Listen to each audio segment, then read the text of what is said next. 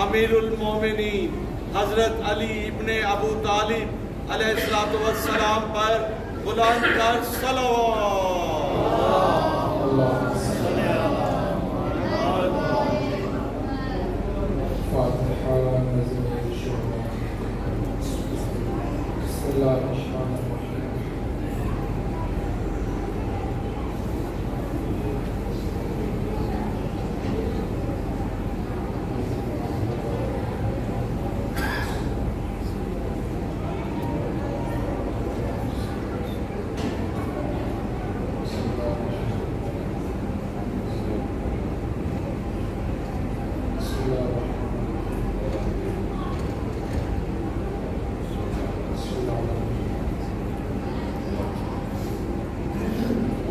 ولا حول ولا قوة إلا بالله العلي العظيم. أعوذ بالله من الشيطان اللعين الرجيم. بسم الله الرحمن الرحيم. الحمد لله رب العالمين، نحمده ونستعينه ونستغفره ونتوكل عليه، ونصلي ونسلم على حبيبه ونجيبه وخيرته في خلقه، حافظ سره ومبلغ رسالاته، بشير رحمته ونذير نقمته، سيدنا ونبينا ومولانا أبي القاسم محمد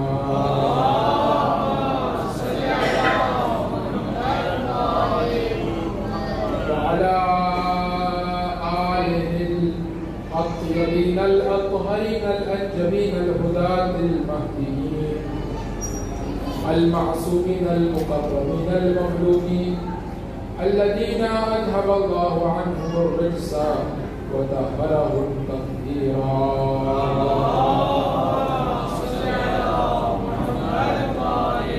بهم نتولى ومن أعدائهم نتبرأ إلى الله. أما بعد فقد قال الله تبارك وتعالى عز اسمه.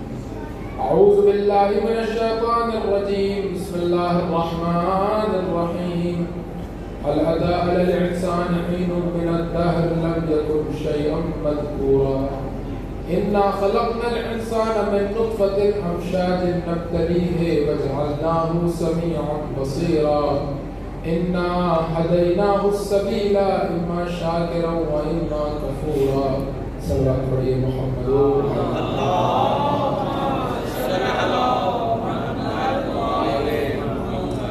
عزیزان گرام قدر، عزاداران مظلوم کربلا، پروردگار متعال کا شکر ہے، اس کا احسان ہے، اس کا لطف ہے کہ اس نے ہمیں فرش اعضاء سے متمسک کیا، کہ جو فرش اعضاء توحید کی معرفت بھی بتاتا ہے، نبوت کا تعارف بھی کراتا ہے، امامت کا مقام اور منزلت بھی بتاتا ہے، اور دین سے، اسلام سے، قرآن سے آشنا کرتا ہے۔ آپ کے سامنے سلسلہ گفتگو جاری ہے، اور آج سلسلہ گفتگو کی تیسری نشست ہے۔ قرآن مجید سورہ مبارکہ الدہر کی ابتدائی 3 آیات کو سرنامہ کلام کے طور پر پیش کیا، اور انہی آیات سے کچھ نتائج ہیں جو آپ کی خدمت میں بیان کرنا مقصود اور مطلوب ہے۔ البتہ چند مقدمات سے گزر کر کے ان آیات تک پہنچنا چاہتا تھا، اور ان میں سے ایک مقدمہ خلقت آدم اور ملائکہ کو آدم کو سجدہ کرنا تھا۔ توجہ فرمائیے کہ پروردگار متعال نے اپنی معرفت کا ایک وسیع دروازہ، ایک اہم راستہ خود انسان کے وجود کے اندر سے کھولا ہے۔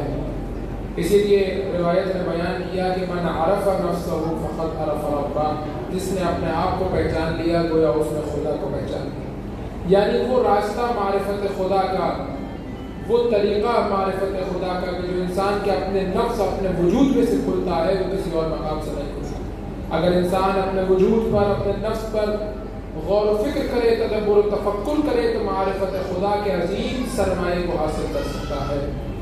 اور پروردگار متعال نے اس کا اہتمام کیا ہے اور اس تعارف کو فرشتوں کے سامنے بیان کیا ہے انسان کو انسان کی معرفت تک پہنچانے کے لیے پروردگار نے پہلے انسان کی خلقت سے پہلے انتظام فرمایا ہے، یعنی تاکہ انسان اپنے آپ کو پہچانے۔ اس کا انتظام خدا کب کر رہا ہے؟ پہلے انسان کی خلقت سے بھی پہلے کر رہا ہے، اور نہ صرف انتظام کر رہا ہے بلکہ اس انتظام کو قرآن مجید میں تفصیل کے ساتھ، تشریح کے ساتھ، بباقدول کھلے الفاظ میں بیان کر رہا ہے، تاکہ قیامت تک آنے والے انسان پروردگار متعال اور فرشتوں کے درمیان اور شیطان کے درمیان ہونے والے اس مکالمے اور ڈائیلاگ کے ذریعے سے پہچانے کہ پروردگار جب پہلا انسان بنا رہا تھا تو فرشتوں کو انسان کی کون سی معرفت تھی جو عطا کر رہا تھا۔ اسی لیے قرآن مجید، میں نے آپ کی خدمت میں بیان کیا تھا کہ قرآن مجید ایسا نہیں ہے کہ کوئی ناول ہے، داستان ہے، کوئی کہانی کی کتاب ہے، کوئی افسانہ ہے کہ جو کسی واقعے کو بہت تفصیل کے ساتھ طولانی انداز میں تشریح کے ساتھ بیان کرے، نہیں، بلکہ قرآن مجید اگر کسی واقعے کو بیان کرتا ہے تو اس کے صرف ان پہلوؤں کی طرف اشارہ کرتا ہے جس میں ہدایت چھپی ہوئی ہوتی ہے۔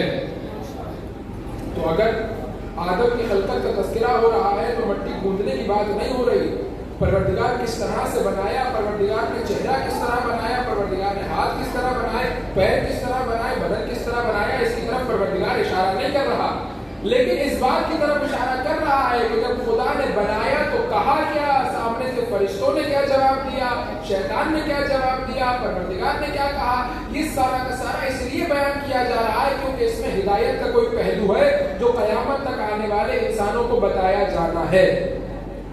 پروردگار متعال، آپ تصور فرمائیے کہ قرآن مجید کوئی بایولوجی کی کتاب نہیں ہے کہ پروردگار متعال مرحلہ ب مرحلہ خلقت انسان کو تذکرہ کر رہا ہے۔ یہ بایولوجی کا ٹاپک ہے کہ انسان کیسے وجود میں آتا ہے۔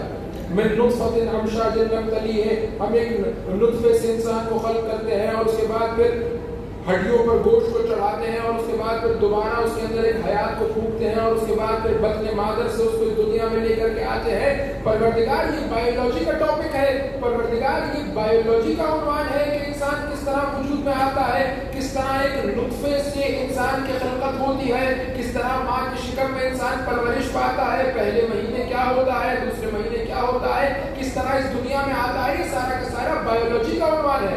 تو کیوں اسے بار بار قرآن مجید کے اندر مفصل انداز سے تشریح کے ساتھ بباقدول کلیئر انداز کے اندر بار بار بیان کر رہا ہے، جبکہ قرآن بایولوجی کی کتاب نہیں ہے، قرآن ہدایت کی کتاب ہے؟ بس کیا ضرورت ہے کہ پروردگار بار بار تخلیق انسان کے مراحل کو بیان کرے؟ تو جواب یہ ہے کہ پروردگار اس لیے خلقت انسان کے مراحل کو بار بار بیان کر رہا ہے تاکہ انسان کو متوجہ کرے کہ اے انسان، تیری ایک ظاہری حقیقت ہے اور تیری ایک باطنی حقیقت ہے، ایک تیرا جسم ہے، ایک تیری روح ہے، ایک تیرا بدن ہے، ایک تیرا باطن ہے، تیری روح ہے، ایک تیرے اعضاء و جوارح ہیں، ایک روح الہی ہے جو ان کے اندر موجود ہے۔ اپنے بدن کو اپنے لیے قابل افتخار مت سمجھنا، کیوں؟ اس لیے کیونکہ یہ بدن دو نجاستوں کے درمیان پاکیزگی کا نام ہے۔ کس طرح سے کہ جب ہم تجھے خلق کر رہے تھے تو ایک نجس نطفے سے، ایک پانی کے نجس قطرے سے تجھے خلق کیا، اور جب اس دنیا سے جائے گا، جیسے ہی روح قبض کی جائے گی تو فوری طور پر دوبارہ مردار بن جائے گا، تیرا بدن دوبارہ نجس ہو جائے گا، اتنا نجس ہو جائے گا کہ جو تجھے ہاتھ لگائے گا اس پر بھی غسل مسیحیت واجب ہو جائے گا۔ اور جب تو وجود میں آ رہا تھا تو تمہارے ماں باپ پر ہم نے لازم قرار دیا کہ غسل کریں، کیوں؟ کیونکہ ایک نجاست سے تو وجود میں آ رہا ہے اور مرنے کے بعد ایک نجاست میں تبدیل ہو رہا ہے۔ اس نجاست سے لے کر کے اس نجاست تک، پیدا ہونے سے پہلے بھی نجس، اس دنیا سے جانے کے بعد بھی نجس، ان دو نجاستوں کے درمیان تجھے پاکیزگی کس شے نے عطا کی ہے؟ توجہ کر، یہ جسم نہیں ہے جس نے تجھے پاکیزگی عطا کی ہے، جسم تو نجس تھا اور نجس ہو جائے گا، درمیان میں روح ہے کہ جس نے تجھے پاک کیا ہے۔ اس لیے روح کی طرف توجہ کر، باطن کی طرف، معنویت کی طرف، اس چھپے ہوئے پہلو کی طرف، اس پوشیدہ پہلو کی طرف توجہ کر اور سمجھ کہ پروردگار متعال نے وہ کون سی شے ہے جو حیوان کو نہیں دی، تجھے عطا کی ہے۔ نباتات کو نہیں دی تجھے عطا کی ہے، فرشتوں کو نہیں دی تجھے عطا کی ہے، جنات کو نہیں دی تجھے عطا کی ہے، جمادات کو نہیں دی تجھے عطا کی ہے۔ کیوں؟ اس لیے کیونکہ وہی پہلو تیرے لیے کمال کے راستے کو کھول رہا ہے۔ تیرا کمال تیرے بدن کے کمال میں پوشیدہ نہیں ہے، تیرا کمال تیرے روح کے کمال میں پوشیدہ ہے۔ اب اس بات کو میں انشاءاللہ آج ہی کی مجلس میں آگے بڑھ کر کے مزید آپ کے سامنے بیان کرنے کی کوشش کروں گا۔ دیکھیے عزیزان گرامی قدر، پروردگار کس طرح سے خلقت انسان کے مراحل کو مرحلہ و مرحلہ تفصیل کے ساتھ بیان کر رہا ہے۔ اس کا مطلب یہ ہے کہ پروردگار اس جانب متوجہ کرنا چاہتا ہے۔ ایک آخری بات جو گزشتہ عنوان کی رہ گئی ہے اس کو مکمل کر کے آگے بڑھتا ہوں۔ پروردگار نے کہا انی خالق بشرا من صلصال من حمأ مسنون، میں بنا رہا ہوں گیلی مٹی سے بشر بنا رہا ہوں۔ فاذا سویته ونفخت فیہ من روحی، جب بنا لوں اور اس میں روح ڈال دوں، فقعوا له ساجدین، تم سب کے سب اس کے سامنے سجدے میں گر جانا۔ اور پھر فسجد الملائکۃ کلھم اجمعون، سب کے سب سجدے میں گر گئے الا ابلیس، ابلیس نے منع کیا، استکبار کیا اور کہا میں سجدہ نہیں کروں گا۔ اور پھر پروردگار نے کہا ما منعک ان تسجد لآدم، تجھے کس چیز نے روکا کہ تو آدم کو سجدہ کرے؟ اور پھر وہاں سے ابلیس نے پلٹ کر کے جواب دیا کہ پروردگار خلقتنی من نار، تو نے مجھے آگ سے بنایا ہے، خلقتہ من طین، اس کو مٹی سے بنایا ہے، انا خیر منہ، میں اس سے بہتر ہوں، اور جو بہتر ہوا کرتا ہے وہ کمتر کو سجدہ نہیں کیا کرتا، جو افضل ہوا کرتا ہے وہ مفضول کے سامنے سر نہیں جھکایا کرتا۔ اور اب پروردگار متعال نے اس دلیل کا جواب نہیں دیا بلکہ کہا کہ فخرج منہا، یہاں سے نکل جا، چلا جا، دفع ہو جا، انک رجیم، تو ملعون ہے، دھتکارا ہوا ہے، مردود ہے۔ سوال جو ہم نے آپ کے سامنے پہلی مجلس میں پیش کیا تھا وہ یہ تھا کہ پروردگار متعال نے جب پوچھا تھا کہ کیوں سجدہ نہیں کیا تو یا تو پوچھنا نہیں چاہیے تھا، اور اگر پوچھا تھا تو دلیل کا جواب دلیل سے دینا چاہیے تھا۔ پروردگار پہلے پوچھ رہا ہے اور پھر دلیل آنے کے بعد کہہ رہا ہے یہاں سے نکل جا۔ کوئی نہ کوئی راز رب سے پوشیدہ ہے کہ پروردگار پہلے پوچھ رہا ہے، ماں بنا کر تجھے کس چیز سے روکا، بتا، دلیل دے۔ اس نے اپنی دلیل پیش کی اور خوبصورت انداز میں پیش کی، مدلل انداز میں پیش کی، بہت کمزور دلیل نہیں تھی، اس نے مضبوط دلیل پروردگار کے سامنے رکھی تھی کہ پروردگار تو نے مجھے بنایا ہے آگ سے، تو نے اسے بنایا ہے مٹی سے، آگ کو تو نے مٹی سے افضل بنایا ہے، پھر کیوں حکم دے رہا ہے افضل کو کہ مفضول کا سجدہ کرے؟ بہت ہی جسے کہا جاتا ہے کیٹیگوریکلی، بہت ہی واضح الفاظ کے اندر اس نے بغیر کسی ابہام اور اشکال کے اس نے اپنی دلیل کو خدا کے سامنے رکھا تھا۔ لیکن پروردگار نے دلیل کا جواب دلیل سے نہیں دیا، پروردگار نے کہا فخرج منہا، چلا جا، دفع ہو جا۔ پروردگار وہ دلیل پیش کر رہا ہے، یا تو تجھے دلیل پوچھنی نہیں چاہیے تھی اگر نکالنا تھا، اور اگر دلیل پوچھی ہے تو دلیل کا جواب دلیل سے دینا چاہیے تھا۔ پروردگار دلیل پوچھ بھی رہا ہے اور دلیل کا جواب دلیل سے بھی نہیں دے رہا، کہہ رہا ہے یہاں سے چلا جا، نکل جا، دفع ہو جا، مردود ہے، ملعون ہے، دھتکارا ہوا ہے۔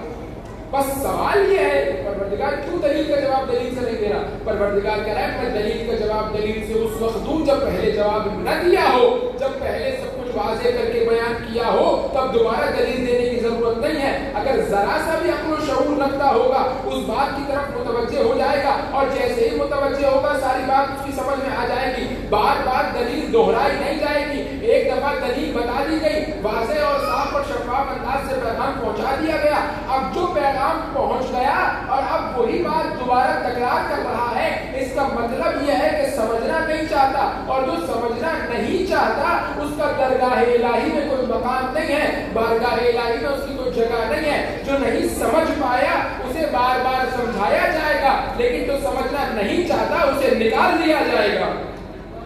اب پروردگار نے کس مقام پر اشارہ کیا کہ آدم کو سجدہ کیوں کرنا ہے، اور کس مقام پر شیطان کی دلیل کا جواب دیا تھا؟ اسی آیت میں کہ جہاں پر پروردگار متعال نے کہا تھا کہ میں بنانے جا رہا ہوں۔ 4 مقامات پر علماء نے بیان کیا کہ 4 اشارے ہیں جو پروردگار نے دیے تھے۔ ایک، انی خالق، میں بنا رہا ہوں، میں بنا رہا ہوں، تجھے اس سے کیا غرض ہے کہ کیا بن رہا ہے؟ بننے والا کون ہے؟ آدم ہے یا کوئی اور ہے؟ انسان ہے یا کوئی اور ہے؟ میں بنا رہا ہوں، کیا یہ سجدے کے لیے کافی نہیں ہے کہ میں بنا رہا ہوں؟ انی خالق، میں بنا رہا ہوں، بات ختم ہو گئی اس بات پر، میں بنا رہا ہوں۔ جب میں بنا رہا ہوں تو جیسے کیا غرض ہے کہ کیا بن رہا ہے اور کیوں بن رہا ہے اور کیسے بن رہا ہے؟ ایک۔ دوسرا کہ آدم کا نام آدم رکھا جا چکا تھا، لیکن پروردگار متعال نے کہا انی خالق آدم، میں آدم کو بنا رہا ہوں، نہیں، انی خالق بشر، میں بشر بنا رہا ہوں۔ پروردگار یہ جو بشر بن رہا ہے اس کا نام تو آدم ہے، تو اس کا نام لے کر کے کہے کہ میں آدم بنا رہا ہوں، یہ کیوں کہہ رہا ہے کہ میں بشر بنا رہا ہوں؟ परवरदिगार ये बताना चाहता है कि देखो आदम का नाम इसलिए नहीं ले रहा ताकि कहीं शैतान के जहन में ये गुमान ना हो, ये ख्याल पैदा ना हो कि आदम को आदम की वजह से सजदा किया जा रहा है। आदम का नाम न लेकर के बता रहा हूँ कि जिसका नाम नहीं लिया जा रहा वो सजदे के काबिल नहीं है, जो बना रहा है वो सजदे के काबिल है। इन्नी खालिकुन, मैं बना रहा हूँ, बशर बना रहा हूँ। उसके बाद मिन सलसालिन मिन हमाइन मसनून, गीली मट्टी चिकनी मट्टी से बना रहा हूँ, मैं तो ही मट्टी से बना रहा हूँ। क्यों परवरदिगार बार बार जब फरिश्तों को बना रहा है तो बार बार नहीं कह रहा है नूर से बना रहा हूँ, नूर से बना रहा हूँ। जब जिन्नात को बना रहा है तो बार बार नहीं कह रहा आँख से बना रहा हूँ, आँख से बना रहा हूँ। जब हैवान को बना रहा है तो बार बार नहीं कह रहा मट्टी से बना रहा हूँ, मट्टी से बना रहा हूँ। लेकिन जब इंसान को बना रहा है तो बार बार कह रहा है मैं गीली मट्टी से बना रहा हूँ, चिकनी मट्टी से बना रहा हूँ, मैं मट्टी से बना रहा हूँ। जब भी इंसान की खिलकत का मरहला आ रहा है परवरदिगार बार बार कह रहा है मैं मट्टी से बना रहा हूँ, मट्टी से बना रहा हूँ। परवरदिगार क्यों बार बार तस्कीरा कर रहा है कि मट्टी से बना रहा हूँ? परवरदिगार यही जवाब देता हुआ नजर आएगा ताकि शैतान को पता चले कि ऐसा नहीं है कि मुझे नहीं मालूम कि मट्टी से बना रहा हूँ, मुझे मालूम है मट्टी से बना रहा हूँ, फिर भी सजदे का हुक्म दे रहा हूँ। इसका मतलब यह है इस मट्टी के बनाए हुए में कुछ ऐसा है जो इससे अफजल को इसके सामने झुकने पर मजबूर करे।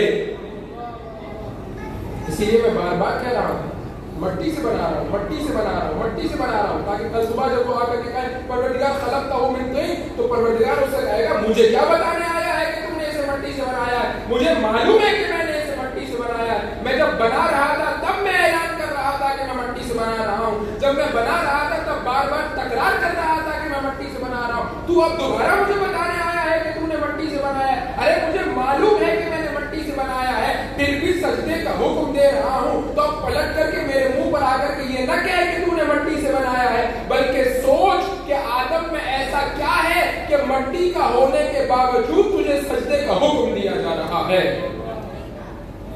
तीन बातें हो गई। एक इन्नी मैं बना रहा हूँ, इन्नी खालिकुन मैं बना रहा हूँ, बशर बना रहा हूँ, मट्टी से बना रहा हूँ। तीन इशारे हो गए। चौथा इशारा मैं गुफ्तगू के अगले मरहले में दाखिल होता हूँ। चौथा इशारा ये है परवरदिगार ने क्या कहा। अब देखिए परवरदिगार ने ये नहीं कहा जब बना लूं तो सजदे में ले जाना, नहीं। क्या कहा? फइज़ा सवैतु, जब बना लूं, व नफ़ख़्तु फ़ीहि मिन रूही, और अपनी रूह में से इसमें रूह को फूंक दूं तब सजदे में गिरता हूं। परवरदिगार ये दोनों मरहले मिल करके एक ही मरहला है कि आदम को बनाया जा रहा है। इन दो मरहलों को जुदा करने की क्या जरूरत है? इन दो मरहलों को अलग अलग करने की क्या जरूरत है कि जब मैं बना लूं और रूह को फूंक दूं, दोनों मरहलों को मिला करके बता देता कि जब मैं बना लूं तो सजदा कर लेना। लेकिन इस बनाने के एक मरहले को दो हिस्सों में तकसीम किया जा रहा है कि जब मैं बना लूं और अपनी रूह को फूंक दूं तब सजदा करना। इसमें क्या इशारा पोशीदा है? परवरदिगार ये बताना चाह रहा है कि देखो सजदे का हुक्म दिया कब जा रहा है? फइज़ा सवैतुहू के बाद तुझे सजदा नहीं करवाया जा रहा, नफ़ख़्तु फ़ीहि मिन रूही के बाद सजदा करवाया जा रहा है। गौर कर, ये आदम का पुतला सजदे के काबिल होता तो सवैतुहू के बाद सजदा करवाया जाता। आदम का पुतला सजदे के काबिल नहीं है। वह नफ़ख़्तु फ़ीहि मिन रूही, जो मैं रूह फूंक रहा हूँ वो इतनी बाअज़मत है कि आदम के पुतले को मस्जूद मलाइका बना रही है। इसलिए परवरदिगार ने फइज़ा सवैतुहू के बाद नहीं कहा कि सजदा करो, फइज़ा सवैतुहू व नफ़ख़्तु फ़ीहि मिन रूही, जब मैं बना लूं तब सजदा मत करना, बल्कि जब मैं बना लूं और उसके बाद अपनी रूह फूंक दूं उसके बाद सजदा करना, ताकि तुम्हें पता चले कि बनाना सजदे के काबिल नहीं बनाता, रूह का फूंकना सजदे के काबिल बनाता है। यानी जो मस्जूद मलाइका बना रहा है, जो काबिलियत और सलाहियत आदम के अंदर ईजाद हो रही है, जो कैपेसिटी आदम के अंदर ईजाद हो रही है कि मस्जूद मलाइका करार पाए, ये कैपेसिटी आ कहां से रही है? रूह इलाही से आ रही है, रूह इलाही से आ रही है। परवरदिगार बदन को काबिल सजदा नहीं बना रहा, रूह को काबिल सजदा बना रहा है। अगर फइज़ा सवैतुहू के बाद सजदा करोगे तो शिर्क होगा, और अगर नफ़ख़्तु फ़ीहि मिन रूही के बाद सजदा करोगे तो ऐन तौहीद है, क्योंकि नफ़ख़्तु फ़ीहि मिन रूही से पहले ये पुतला बुत की मानिंद है, और नफ़ख़्तु फ़ीहि मिन रूही के बाद इसमें रंग खुदाई आ गया है। अगर रंग खुदाई आने से पहले सजदा करोगे तो शिर्क कहलाएगा, और अगर रंग खुदाई आने के बाद सजदा करोगे तो ऐन तौहीद है, और जो इनकार करेगा वो अल्लाह की दरगाह से निकाल दिया जाएगा। قابل توجہ ہے. پروردگار متوجہ کرنا چاہتا ہے کہ دیکھو شرک و توحید میں فرق کیا ہے. اب اگر کوئی آ کر کے سوال کرے کہ کیوں جا کر کے تعظیم کرتے ہیں, ادائے ادب و احترام کرتے ہیں, زیارت پر جاتے ہیں, علی کے مرتضیٰ کی, حسین کی, حسن کی, سامرہ, کاظمین, مشہد کیوں جاتے ہیں, تو اب جواب یہی ہے کہ اگر ہم فَإِذَا سَوَّيْتُهُ کے بعد ادب و احترام کرتے تو شرک ہوتا. ہم فَإِذَا سَوَّيْتُهُ کے بعد ادب و احترام نہیں کر رہے, ہم وَنَفَخْتُ فِيهِ مِن رُّوحِي کی تلاش میں ہیں اور ہمیں وہ روح الہی نجف و کربلا, کاظمین و سامرہ اور مشہد میں دکھائی دیتی ہے. ہم مٹی کے بنائے ہوئے پتلے کا ادب و احترام کرنے نہیں جاتے, ہم روح الہی کی تلاش میں جاتے ہیں اور روح الہی سوائے نجف کے کسی اور مقام پر ہمیں ملتی ہوئی نظر نہیں آتی. برائے خشنودیے امام حسن مجتبی سبز کبا علیہ الصلوۃ والسلام پر بلند تر صلوات. اللهم صل علی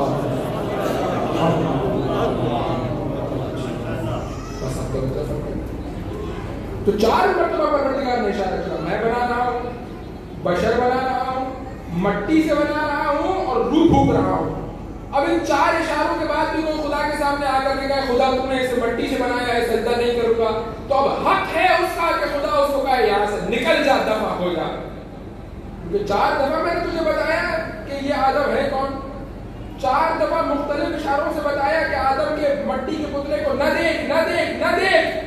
اس کے باوجود تو آدم کے مٹی کے پتلے پر تیری نظر رک گئی اور روح الہی کو نہیں دیکھ پا رہی, تو اپنی نگاہوں کو درست کر, اور اگر نگاہیں درست نہیں ہو رہی تو نکل جا درگاہ الہی سے, تیری درگاہ الہی میں کوئی جگہ نہیں ہے. بس کہ پروردگار متعال کس طرح سے انسان کا تعارف کروا رہا ہے تاکہ انسان اپنے آپ کو پہچانے. جب اپنے آپ کو پہچانے گا تو معرفت خدا کا راستہ ہے کہ جو انسان کے وجود سے کھلتا چلا جائے گا. صلوات پڑھیے محمد و آل محمد پر.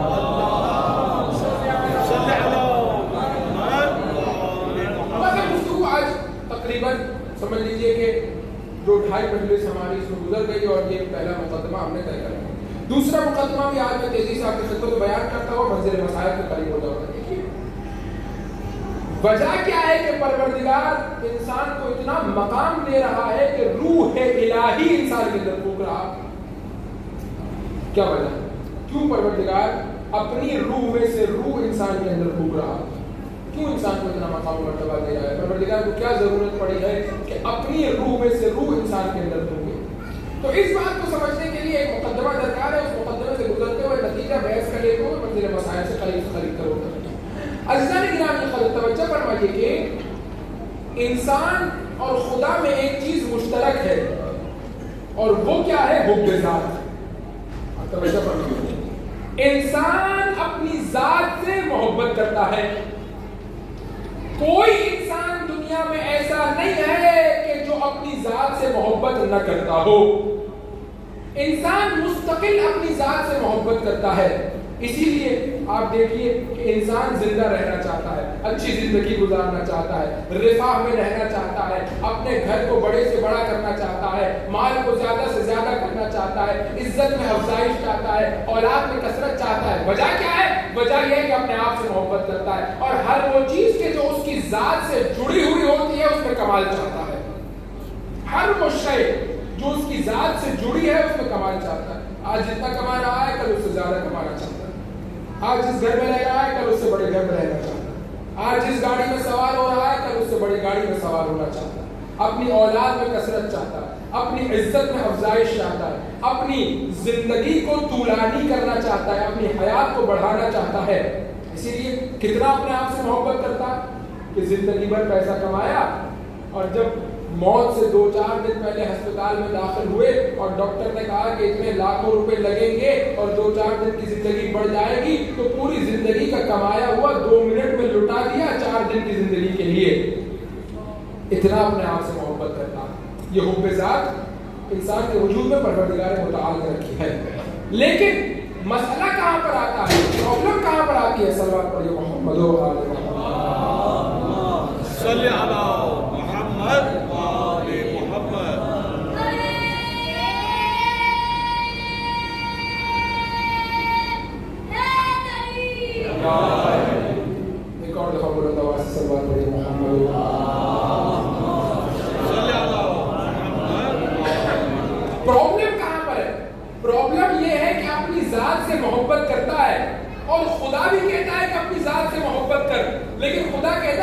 ذات سے محبت کر، ذات کے ساتھ لگی ہوئی بیرونی چیزوں سے محبت نہ کر۔ توجہ فرمائیے گا، پیسے سے محبت کرے گا تو کیا ہوگا؟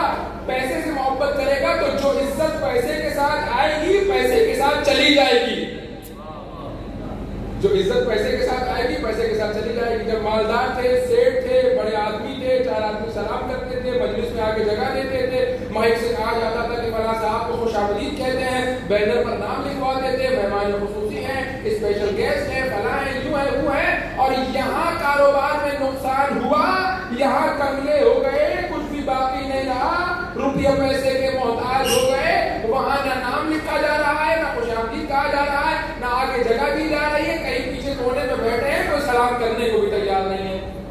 وجہ کیا ہے؟ وجہ یہ ہے کہ اس چیز پر بھروسہ کیا جو اپنی نہیں تھی، باہر سے آ کر کے جڑی تھی، اور جو جڑتی ہے وہ اپنے ساتھ جو عزت و آبرو لے کر کے آتی ہے، تو جب ٹوٹتی ہے تو عزت و آبرو لے کر کے چلی جاتی ہے۔ توجہ فرما، خاندان کے نام پر، میں بڑے خاندان کا، بڑی فیملی کا ہو گیا، قبیلہ بہت بڑا، گھمنڈ کر رہا، غرور کر رہا، فخر کر رہا، کرو۔ اسی قبیلے، اسی خاندان، اسی فیملی میں سے کوئی شخص قاتل نکل آیا، کوئی چور نکل آیا، پورا خاندان رسوا ذلیل بدنام ہو گیا۔ اب جا رہے ہیں شناختی کارڈ پر بھی نام تبدیل کروا رہے ہیں، پاسپورٹ پر بھی نام تبدیل کروا رہے ہیں، کسی طرح سے میرا اس خاندان کے نام سے چھٹکارا مل جائے، کسی طرح سے یہ خاندان کا نام مجھ سے دور ہو جائے۔ کیوں؟ کل تک تو گھمنڈ کر رہے تھے، فخر کر رہے تھے، غرور کر رہے تھے، کندھے اچکا کر کے چل رہے تھے، سینہ چوڑا کر رہے تھے، اب کیا ہو گیا؟ تو جواب یہ دیا جائے گا، سمجھ میں یہ آئے گا، بتایا یہ جائے گا کہ بھائی جو خاندان کا نام عزت لے کر کے آ رہا تھا، جیسے ٹوٹا تو عزت لے کر کے چلا گیا۔ پروردگار کہہ رہا ہے حب ذات میں نے رکھی ہے، لیکن حب ذات کا مطلب سمجھو۔ حب ذات کا مطلب یہ ہے کہ اپنے آپ سے محبت کرو، اپنے مال سے محبت نہ کرو، اپنے آپ سے محبت کرو، اپنے قبیلے کے نام سے محبت نہ کرو، اپنے آپ سے محبت کرو، اپنے مقام و منصب سے محبت نہ کرو۔ جب اپنے آپ سے محبت ہو جائے گی تو سمجھ میں آ جائے گا کہ کمال نہ پیسے میں ہے، نہ مقام و منصب میں ہے، نہ اولاد میں ہے، نہ قبیلے کے نام میں ہے، بلکہ اپنے آپ کو خدا سے قریب کرنے میں ہے، کیونکہ یہ وہ کمال ہے جو دنیا کی ساری طاقتیں مل کر بھی تجھ سے نہیں چھین سکتی۔ یہ کمال ہے، کیونکہ یہ تیرا ذاتی کمال ہے، یہ تیرے وجود کا حصہ ہے۔ یہ حب ذات خدا نے اس لیے رکھا ہے تاکہ اس کا نتیجہ یہ نکلے کہ انسان اپنی ذات سے محبت کرے۔ جب اپنی ذات سے محبت کرے گا تو اپنے آپ کو بچانا چاہے گا، جب اپنے آپ کو بچانا چاہے گا تو ڈھونڈے گا کہ کون ہے جو باقی ہے، اور جب باقی کو ڈھونڈنے نکلے گا تو سوائے خدا کے کوئی باقی نظر نہیں آئے گا، اور جب یہ فانی کسی باقی کی پناہ میں چلا جائے گا تو یہ فانی بھی ہمیشہ کے لیے بقا پا جائے گا۔ توجہ فرمایا کہ پروردگار نے اس لیے حب ذات رکھا، اسی لیے انسان کمال طلب ہے۔ کمال طلب کیوں ہے؟ کیونکہ اپنی ذات سے محبت کرتا ہے، اسی لیے ہمیشہ کمال کے پیچھے رہتا ہے۔ لیکن مسئلہ کہاں آتا ہے؟ کمال کی شناخت میں غلطی کر بیٹھتا ہے۔ کبھی مال کو کمال سمجھنے لگتا ہے تو مال کے پیچھے دوڑتا ہے، کبھی اولاد کو کمال سمجھنے لگتا ہے تو اولاد کا درگزر ہو جاتا ہے، کبھی مقام و منصب کو کمال سمجھنے لگتا ہے تو مقام و منصب کو اپنے لیے اونچائی اور بڑائی کا باعث سمجھنے لگتا ہے۔ یعنی کیا؟ یعنی یہ کہ پروردگار متعال بتانا کمال طلبی ہے، حب ذات ہے، لیکن اس کو صحیح ڈائریکشن پر لگاؤ۔ دیکھو کہ تمہاری ذات کا کمال کہاں ہے۔ تمہاری ذات کا کمال تمہاری اولاد میں نہیں ہے، تمہاری ذات کا کمال تمہارے مال میں نہیں ہے، تمہاری ذات کا کمال مقام و منصب میں نہیں ہے، تمہاری ذات کا کمال قرب الہی میں ہے۔ اور قرب الہی کی طرف قدم آگے بڑھاؤ۔ یہ مال، یہ اولاد، یہ مقام و منصب، یہ سب اس کمال کے راستے میں استعمال ہونا چاہیے۔ جب تک مال اللہ سے قریب کر رہا ہے اس وقت تک کمال کا باعث ہے، جب اللہ سے دور کر رہا ہے تو یہی مال زوال کا باعث ہے۔ جب تک اولاد خدا کے قریب کر رہی ہے کمال کا باعث، خدا سے دور کر رہی ہے زوال کا باعث۔ مقام و منصب خدا سے قریب کر رہا ہے کمال کا باعث ہے، خدا سے دور کر رہا ہے زوال کا باعث ہے۔ بس سمجھ اے انسان، اے بندہ خدا، کہ پروردگار متعال نے جو حب ذات اور کمال طلبی بلٹن تیرے وجود میں رکھی ہے، تیری فطرت میں، تیری طبیعت میں، تیری سرشت میں پروردگار متعال نے کمال طلبی اور حب ذات کو رکھا ہے۔ اس کا مطلب یہ ہے کہ تو پروردگار متعال کی طرف قدم آگے بڑھا اور کمال حقیقی کی طرف متوجہ ہو، تاکہ جتنا کمال حقیقی کے قریب ہوتا چلا جائے گا تیرے فانی وجود سزا ملتی چلی جائے گی، کیونکہ وہ باقی ہے اور جو باقی سے جڑ جائے گا وہ باقی ہوتا چلا جائے گا۔ اور دنیا کی بہت آسان سی مثال ہے، یہ جو بجلی آ رہی ہے، یہ بجلی کیوں آ رہی ہے؟ کیونکہ اس کا تار جڑا ہوا ہے ایک ایسی جگہ سے کہ جہاں بجلی آ رہی ہے۔ وہاں بجلی کیوں آ رہی ہے؟ کیونکہ اس کا تار جڑا ہوا ہے ایک ایسی جگہ سے کہ جہاں بجلی آ رہی ہے۔ بس جب تار جڑ جاتا ہے تو انسان ویسا ہو جاتا ہے کہ جہاں سے تار جڑا ہوتا ہے، اپنا تار جوڑ لے خدا سے، تو ویسا ہوتا چلا جائے گا جیسا تیرا پروردگار ہے۔ بس حب ذات کے مرحلے میں گفتگو یہاں سے شروع ہوتی ہے۔ حب ذات کے مرحلے میں خدا اور انسان مشترک ہے۔ خدا بھی اپنی ذات سے محبت کرتا ہے اور انسان بھی اپنی ذات سے محبت کرتا ہے، لیکن انسان جب اپنی ذات سے محبت کرتا ہے تو جو اس کے پاس نہیں ہوتا اس کو حاصل کرنے کی کوشش کرتا ہے، جو اس کے پاس نہیں ہوتا اس کو حاصل کرنے کی کوشش کرتا ہے۔ یہ ہے انسان کی کمال طلبی، چاہے وہ مال ہو، چاہے قرب خدا ہو، چاہے اولاد ہو، چاہے کچھ اور ہو، لیکن کمال کیا ہے؟ جو انسان کے پاس نہیں ہے اس کو حاصل کرنے کی کوشش کرتا ہے۔ لیکن خدا جب اپنی ذات سے محبت کرتا ہے تو کیا کرے؟ اس کے پاس تو کچھ ایسا ہے ہی نہیں جو اس کے پاس نہ ہو۔ جب ہمارے خدا جب اپنی ذات سے محبت کرتا ہے تو میں اپنی ذات سے محبت کرتا ہوں تو اپنے نقص کو دور کرتا ہوں۔ جس کی ذات میں نقص نہ پایا جاتا ہو وہ اپنی ذات سے محبت کرے تو کیسے کرے؟ وہ اپنی ذات سے محبت کا اظہار کرے تو کیسے کرے؟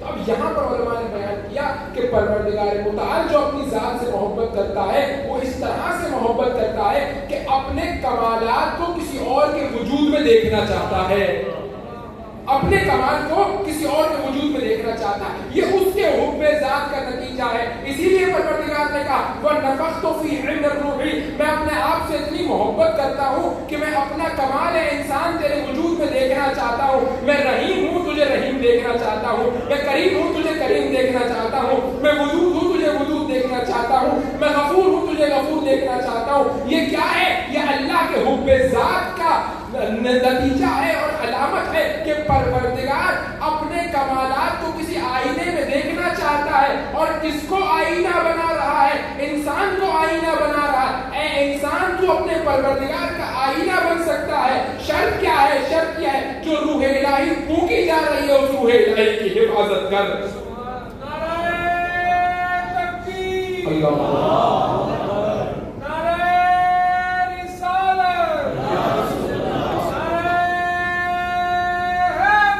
یا اللہ بس جو نفخت فیہ من روحی کا مرحلہ ہے یہ کیا ہے؟ یعنی پروردگار اپنے حب ذات کی وجہ سے انسان کے وجود میں اپنے کمال کو دیکھنا چاہتا ہے، اپنا کمال کسی آئینے میں مشاہدہ کرنا چاہتا ہے۔ اسی لیے پروردگار اپنی خصوصیتوں کو کسی اور ذات میں منتقل کر رہا ہے تاکہ پروردگار متعال اپنی ذات سے جو محبت کرتا ہے اس کا اظہار ہو سکے۔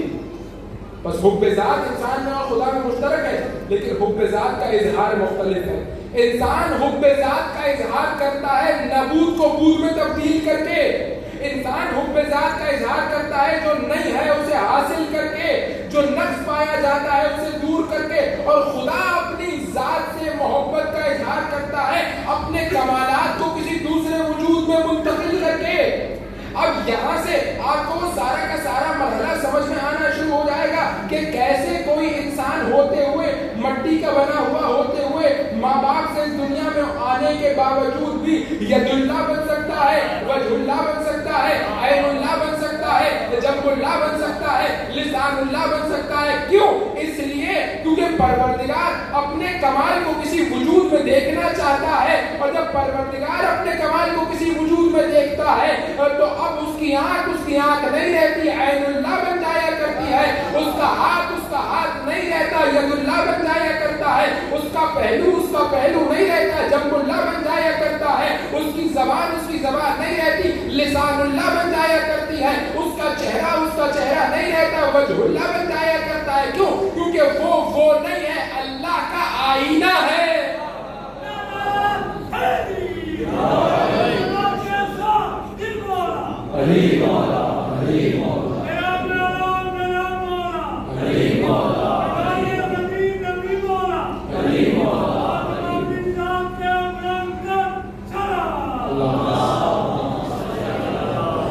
بس انسان کے دو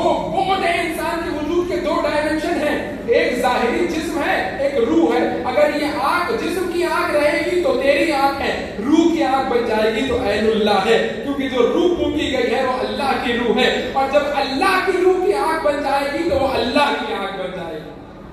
بس کرنا کیا ہے؟ حفاظت کر رہے ہیں اپنی روح کی. جتنا جتنا اپنی روح کی حفاظت کرتے جاؤ گے اتنا اتنا مظہر خدا بنتے چلے جاؤ گے, اتنا اتنا تجلی خدا بنتے چلے جاؤ گے, اتنا اتنا تمہارا وجود تمہارے پروردگار کا آئینہ بنتا چلا جائے گا. بس عزیزان گرامی, کمال طلبی انسان کے وجود میں سرشت و طبیعت میں موجود ہے, بالکل پروردگار متعلق کی. بس کمال حقیقی کی شناخت کرنی ہے اور کمال حقیقی کے راستے میں قدم آگے بڑھانا ہے. بس مرحلہ گفتگو اس مقام تک پہنچ گیا کہ نفخت فیہ من روحی کا مرحلہ کیا.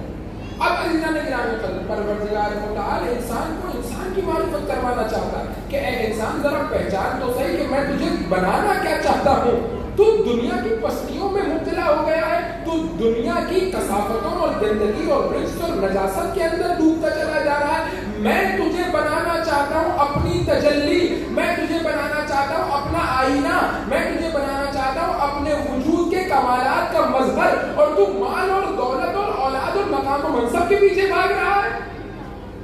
ذرا توجہ تو کر کہ تیرا کمال ہم نے کہاں پوشیدہ رکھا, ذرا توجہ تو کر کہ ہم نے تیرے اندر کتنی کیپیسٹی رکھی ہے, کتنا ہم نے تجھے ظرفیت والا اور صلاحیت و قابلیت والا بنایا ہے, کتنا تیرا وجود وسیع ہو سکتا ہے, اتنا وسیع ہو سکتا ہے کہ تو اپنے پروردگار کا آئینہ بن سکتا ہے. تیرے وجود میں خدا کی صفات نظر آنا شروع ہو جائیں گی. شرط کیا ہے؟ شرط یہ ہے کہ اپنے ظاہری وجود سے صرف نظر کر, مال سے, اولاد سے, مقام و منصب سے, دوسری چیزوں کو ایک طرف رکھ دے, اپنی روح کی طرف توجہ کر اور دیکھ کیسے روح کے آئینے پر لگی ہوئی گرد کو صاف کیا جا سکتا ہے. جتنی جتنی گرد صاف ہوتی چلی جائے گی, جتنا جتنا گناہوں سے آئینہ پاک ہوتا چلا جائے گا, اتنا اتنا اس آئینہ میں پروردگار متعال کا کمال نظر آنا شروع ہو جائے گا. واپس کہ کس انداز سے پروردگار انسان کو انسان کی معرفت ہے. انسان اپنے قدر و منزلت, اپنی قیمت کو پہچان. اسی لیے تو امیر المومنین امام المتقین علی بن ابی طالب علیہ السلام, کتنا عجیب جملہ مولا نے ارشاد فرمایا, لیس لانفسکم ثمن الا الجنہ فلا تبیعوها الا بها. اے انسان, تیرے نفس کی کم سے کم قیمت جنت ہے, جنت سے کم قیمت پر اپنے آپ کو فروخت نہ کرنا. لیس, یہ نہیں کہا کہ یہ بھی ایک قیمت ہے اور دوسری قیمتیں بھی قیمت ہے, نہیں, دوسری قیمتیں اصلا قیمت ہی نہیں ہے. کم سے کم قیمت جنت ہے, جنت سے کم اصلا قیمت ہی نہیں ہے انسان کی, کم سے کم قیمت. لیس لانفسکم ثمن الا الجنہ, کوئی اور قیمت لگا ہی نہیں سکتا تیرے وجود کی سوائے جنت کے. اگر لگا رہا ہے تو تجھے دھوکہ دے رہا ہے, اگر لگا رہا ہے تو تیرے قیمتی وجود کو اس قیمت کے بغیر خریدنا چاہتا ہے. اگر کوئی 2-4 روپوں کے بدلے, ایک مقام اور منصب کے بدلے, تھوڑی سی عزت و شہرت کے بدلے تیرے وجود کو خریدنا چاہتا ہے, تو سمجھ جا کہ یہ تجھے دھوکہ دے رہا ہے, غرر کر رہا ہے تیرے ساتھ فراڈ کر رہا ہے. اس لیے کیونکہ تیرے وجود کی قیمت صرف اور صرف جنت ہے. فلا تبیعوها الا بها, یقیناً یاد رکھ, کبھی جنت کے علاوہ کسی اور چیز کے عوض اپنے وجود کو فروخت نہ کرنا. یا انسان اپنے آپ کو اگر پہچانے تو جتنا اپنے آپ کو پہچانے گا خود بخود خدا کو پہچاننے چلا. ہو نہیں سکتا کہ انسان اپنی حقیقت کو پہچانے اور خدا کو نہ پہچانے. اپنے آپ کو پہچانے اور خدا کو نہ پہچانے, یہ ہو نہیں سکتا. اسی لیے آپ دیکھیے کربلا میں جا کر کے آپ مشاہدہ کیجیے, دیکھیے, توجہ کیجیے کربلا کے واقعات پر کیا ہے. کربلا کے افراد اور اصحاب اور انصار حسینی اپنی جانوں کو کیوں اس شدت کے ساتھ قربان کرنا چاہتے تھے. بالآخر موت سے ہر ایک کو ڈر لگتا ہے, جتنا بھی انسان شجاع ہو, بہادر ہو, لیکن موت سے خوف رہتا.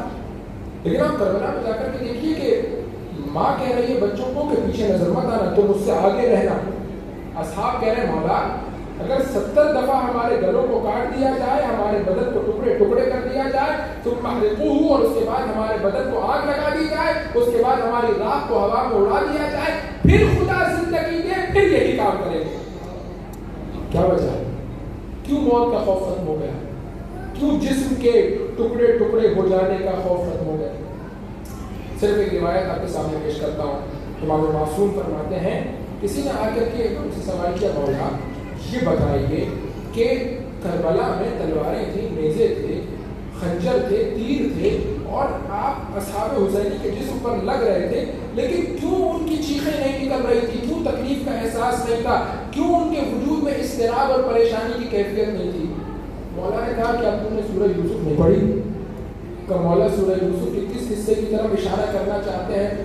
فرمایا کہ سورہ یوسف کی اس حصے کی طرف اشارہ کرنا چاہتا ہوں کہ جب حضرت یوسف سے کہا زلیخا نے کہ یہاں سے گزر، اور جب حضرت یوسف وہاں سے گزرے تو قرآن مجید کہتا ہے وَقَطَّعَهُنَّ أَيْدِيَهُنَّ، انہوں نے اپنی انگلیوں کو کاٹنا شروع کر دیا، اور جب انگلیوں کو کاٹا تو انہیں پتہ بھی نہیں چلا۔ جب یوسف گزر گئے اور یوسف کے جمال کی جو ہیبت تھی وہ ذرا کم ہوئی، اور اس کے بعد جب متوجہ ہوئی تو پتہ چلا کہ پھل کے بجائے اپنی انگلیوں کو کاٹ لیا ہے۔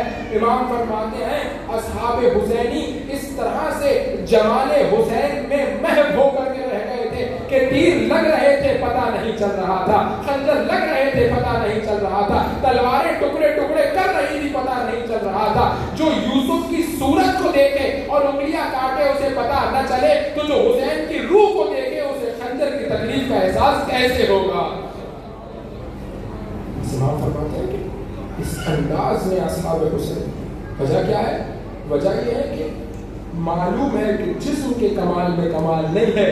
جسم 70 دفعہ بھی اگر قتل کر دیا جائے تو حسین کے راستے میں شہید ہونے کا کمال اتنا ہے کہ 70 دفعہ جسم کو قربان کرنا حق رکھتا ہے کہ انسان 70 دفعہ قربان کرے تاکہ اس کمال تک پہنچ جائے جو دنیا اور آخرت میں حسین کے ساتھ ہے۔ میں نے آپ کے سامنے مسائل کے 2 مرحلوں کو بیان کیا، ایک شام سے روانگی آپ کے سامنے پڑھی، ایک کربلا پہنچنا، آج تیسرا مدینہ پہنچنا۔ سن لیجیے آپ کی ذہنیتوں کو تمام کر۔ اب جب یہ کاروان مدینہ پہنچا، سید سجاد نے مدینہ کے باہر اس کاروان کو روک لیا اور بشیر کو بلا کر کے کہا بشیر جاؤ اور مدینہ میں منادی کر دو کہ حسین کا لوٹا ہوا کاروان آیا ہے۔ ام کلثوم نے جو نانا کے شہر کی دیواروں کو دیکھا تو ایک دفعہ مرثیہ پڑھا مدینہ تو جدنا لا تقبلینا، اے نانا کہ مدینہ ہمارے آنے کو قبول نہ کرنا، فبالحسنات والاحزان جینا، ارے ہم خوشی خوشی نہیں آئے ہیں، ہمارے دل غموں سے بھرے ہوئے ہیں۔ کوئی حسین کا غم لے کر کے آیا ہے، کوئی عباس کا غم لے کر کے آیا ہے، کوئی علی اکبر کا غم لے کر کے آیا ہے، کوئی قاسم کا غم لے کر کے آیا ہے۔ ایک دفعہ مدینہ میں بشیر نے منادی کرنا شروع کی، کہنے لگا یا اہل یثرب لا مقام لکم بہا، اے مدینہ کے رہنے والوں اب مدینہ رہنے کے قابل نہ رہا۔ حسین کربلا کے میدان میں مارے گئے، بدن تو کربلا میں رہ گیا، سر کوفہ اور شام کے بازاروں اور درباروں میں پھیلایا گیا۔ ایک دفعہ بشیر کہتا ہے ایک دروازہ کھلا، ایک بی بی باہر آئی، کون ہے؟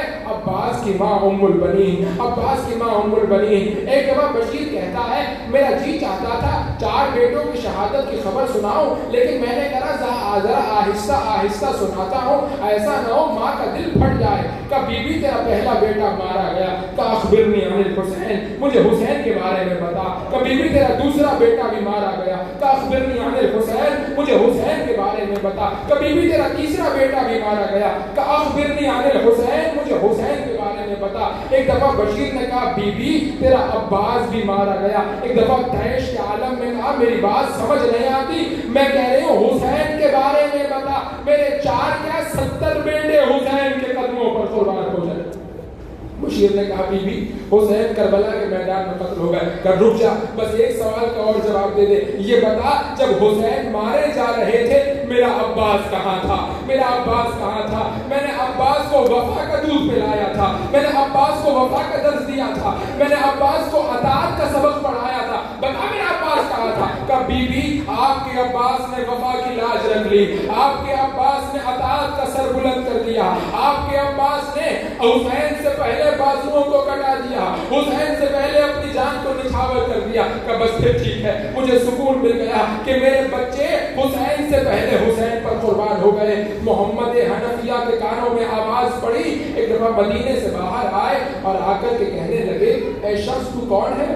تو کیوں اہل بیت کی بیویوں کے کاروان کے ساتھ آیا ہے؟ ایک دفعہ سید سجاد نے اپنا سر اٹھایا کہ چچا مجھے نہیں پہچانا، میں آپ کا بھتیجا سید سجاد ہوں، میں آپ کا بھتیجا کا بیٹا کیا ہو گیا؟ جب گئے تھے تو داڑھی کالی تھی، جب پلٹ کر کے آئے ہو تو ریش سفید ہو گئی ہے، جب گئے تھے تو کمر بلند تھی، جب آئے ہو تو کمر خمیدہ ہو گئی ہے۔ کہ چچا کیا کیا بتاؤں؟ کہیں شام کا زندان تھا، کہیں کوفہ کا دربار تھا، کہیں شام کا بازار تھا، کہیں کوفہ کا بازار تھا، بیٹا نبی زادیاں تھی، سید سجاد کی کمر جھک نہ جائے تو اور کیا ہو۔ ایک دفعہ چچا کو محبت ابھری، فرد محبت میں اپنے بھتیجے کو گلے سے لگایا، جیسے ہی گلے سے لگایا ایک دفعہ سید سجاد کی آواز بلند ہوئی، چچا ذرا آہستہ، چچا ذرا آہستہ، میرے کمر پر اتنے زخم ہیں، اور دروں کے اتنے نشانات ہیں، تازیانوں کے اتنے زخم ہیں، مجھ سے برداشت نہیں ہوتا۔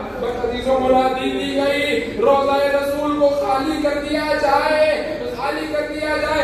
زینب اپنے نانا کی قبر پہ جانا چاہتی ہے، روضہ رسول خالی ہو گیا اور زینب اپنے نانا کی قبر پر گئی۔ کہا نانا وہ حسین جو تھا نا، جسے تو اپنی گود میں بٹھاتا تھا، جسے اپنی زبان دیتا تھا، جس کو اپنے دوش پر بٹھاتا تھا، میں نہیں بتاتی کہ اس کے ساتھ کیا ہوا، بس اپنے سامان میں سے ایک کرتا نکالا اور نانا کی قبر پر رکھ دیا۔ نانا اس کرتے میں جتنے زخم ہیں اس سے زیادہ زخم تیرے نواسے حسین کے بدن پر تھے۔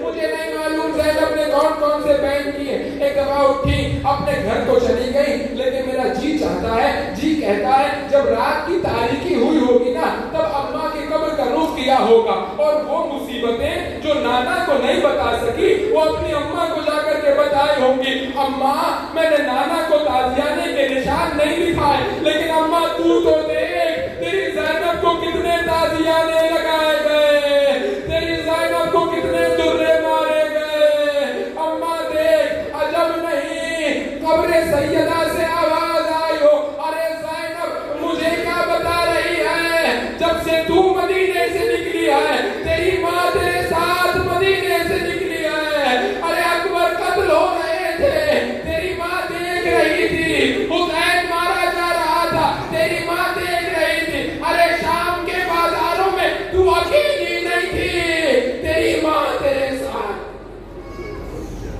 اللہ ولعنت اللہ علی القوم الظالمین وَسَيَعْلَمُ الَّذِينَ ظَلَمُوا أَيَّ مُنقَلِبٍ يَنقَلِبُونَ۔ بار الہ اس خلیص و عبادت کو اپنی بارگاہ میں قبول فرما، پروردگار آئین آسموں کو رومال زہرا میں جگہ عطا فرما، دنیا اور آخرت میں حسین کا سہارا نصیب فرما، ہماری زندگیوں کو ہماری قبر کو نور حسین ابن علی سے منور فرما، محبت اہل بیت کی نعمت کو ہماری آئندہ آنے والی نسلوں میں قائم و دائم فرما، ہمیں کوئی غم نہ دے سوائے غم حسین کے۔ پروردگار جو مومنین دلوں میں حاجتیں لیے آئے ہیں، پروردگار مومنین بیمار ہیں، پریشان حال ہیں، مقروض ہیں، بے اولاد ہیں، شادیوں کا مسئلہ ہے، وسعت رزق طالب ہے، بے روزگار ہے، بے گناصیر ہے، پروردگار تجھے زینب و سجاد کی مظلومیت کا واسطہ، نانا کی قبر پر زینب کے آنے کا واسطہ، ان تمام تر مومنین کی تمام تر حوائج کو مستجاب فرما۔ پروردگار کی واسطہ محمد وآل محمد کا ہمیں ویسا بنا دے جیسا ہمارا زمانے کا امام چاہتا ہے۔ امام عصر والزمان کی ظہور میں ان کی خوشیوں میں جلدی فرما، ہمیں ہمارے بچوں کو ان کے آبان و انصار و محبین منتظرین میں سے قرار دے برحمتک یا ارحم الراحمین۔